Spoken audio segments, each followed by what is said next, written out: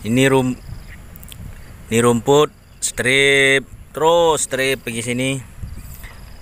Semua mau dikorek, mau disapu rata bersih. Hai, seperti inilah bosku. Mau dibangun ini. Mau ditanami piling.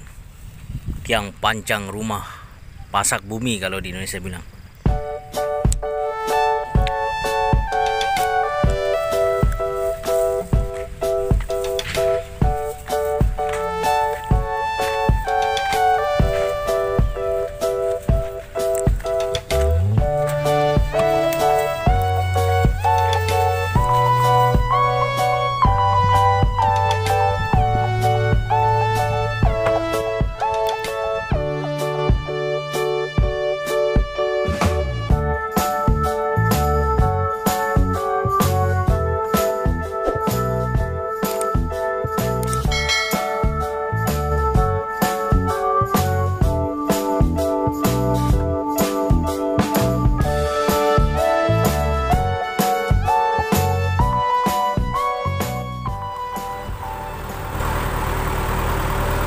Kawan tak mau minum ah?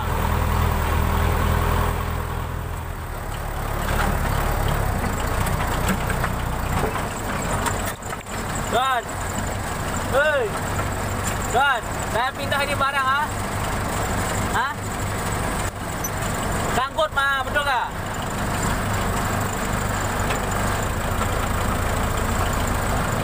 Action lah sikit.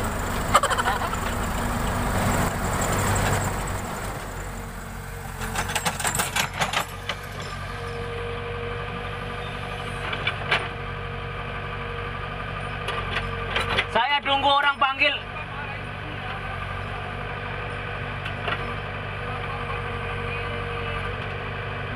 Saya tunggu orang panggil baru saya jalan, minyak mahal. saya punya bos cakap minyak mahal loh.